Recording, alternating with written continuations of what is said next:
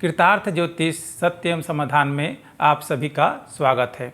आज हम बात करने वाले हैं जन्म कुंडली में प्रत्येक ग्रहों के कारकत्व का कि कौन सा ग्रह किस भाव में कारक बन जाता है।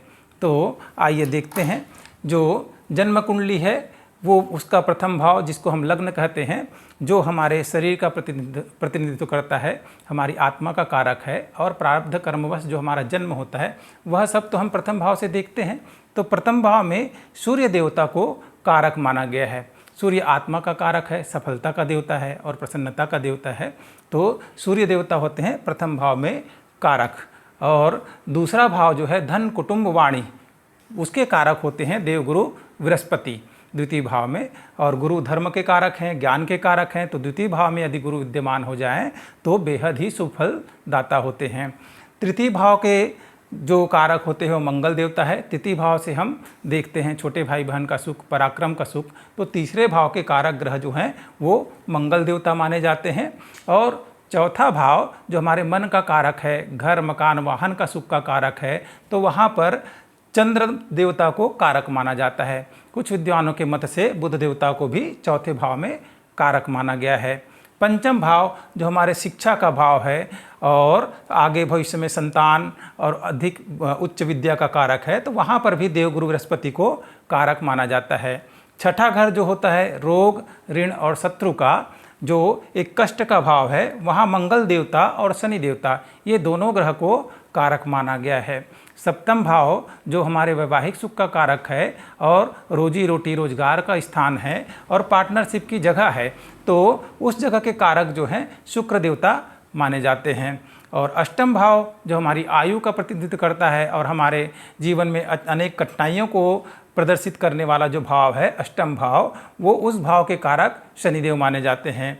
नवम भाव जो धर्म का भाव है, पिता का भाव है, पूर्व जन्म के पुण्य का भाव है, उस भाव के कारक देवगुरु बृहस्पति और सूर्य देवता को नवम भाव का कारक माना जाता है।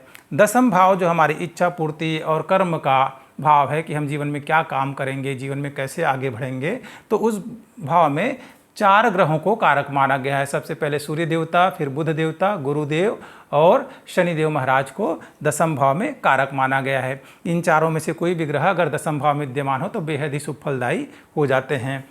एकादश भाव जो हमारे आय के स्रोत का साधन है और इच्छाओं की पूर्ति का साधन है, तो वहाँ पर भी देवगुरु बृहस्पति को कारक माना गया है। अगर देवगुरु बृहस्पति एकादश भाव में विराजमान हो जाए तो ऐसा जातक अपने जीवन काल में अंतिम अवस्था तक अपनी सारी इच्छाओं को पूर्ण करने में सक्षम होता है। और द्वादश भाव जो है, जो हमारे जीवन में जावक का भाव या यात्राओं का भाव कह सकते हैं, विदेश यात्रा भी देखते हैं, तो वहाँ पर शनिदेव महाराज को कारक माना गया है। तो ये जब कारकत्व की जो महत्व है जब हमें पता चलता है, तो इसके अनुसार ग्रहों की स्थिति से अगर देवगुरु बृहस्पति केवल द्वितीय भाव में नहीं, कहीं भी केंद्र में, त्रिकोण में, कहीं पर भी शुभ भाव में विद्यमान हो जाए, तो ऐसे व्यक्ति को धन के कारक देवगुरु बृहस्पति की वजह से जीवन में धन की कभी कमी नहीं होती। अगर सूर्य कुंडली में बलवान हो तो लग्न भाव के कारक होने की वजह से जो व्यक्ति है शारीरिक रूप से मजबूत होगा, इच्छा शक्ति उसकी प्रबल होगी।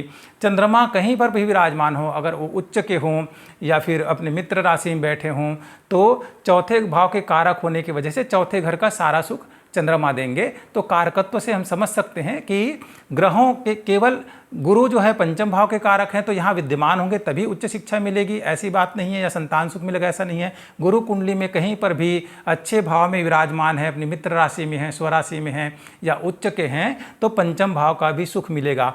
तो कारक भाव का अर्थ ये नहीं है कि उस भाव में ही बैठेंगे तभी वो शुभ फल देंगे। वो उस भाव के मालिक कहीं पर ही बैठें तो शुभता, अगर अच्छे जगह बैठे हैं तो शुभता प्रदान करेंगे, और ख़राब जगह पे जाके उनकी प्लेसमेंट है तो उनके कारकत्व में कमी आएगी और उससे संबंधित भाव में हमको हानि होगी या दिक्कतों का सामना करना पड़ेगा। तो इसी के साथ हम जो जन्म कुंडली में कुछ चीज़ों को और भी जानना बहुत महत्वपूर्ण है। लग्न भाव को, प्रथम भाव को और चतुर्थ भाव और सप्तम भाव और दसम भाव, 1, 4, 7, 10 ये चारों भाव को हम केंद्र बोलते हैं। ये केंद्र भाव में जो भी कोई भी ग्रह बैठ जाए तो हमेशा शुभ फल देने के लिए बाध्य होता है। उसके साथ साथ जो है त्रिकोण भाव बोला जाता है, पंचम भाव और नवम भाव जो भाग्य का भाव है और शिक्षा का भाव, यहाँ पर भी कोई ग्रह विद्यमान हो जाए तो इसको भी शुभ फलदायी माना जाता है। इसके साथ साथ जो त्रिक भाव जिसे बोलते हैं 6, 8 और 12, छठवें, आठवें और द्वादश भाव में विराजमान ग्रह हमेशा अशुभ फल देते हैं या उसके स्वामी जो है जीवन में कठिनाई को लाने वाले होते हैं, तो इसे त्रिक भाव बोला जाता है। 1, 4, 7, 10 को केंद्र भाव और पंचम एवं नवम को त्रिकोण बोला जाता है। 6, 8, 12 को त्रिक भाव कहा जाता है। इसी के साथ साथ जन्म कुंडली में द्वितीय और सप्तम भाव को मारक भाव कहा जाता है। आज के लिए बस इतना ही। धन्यवाद।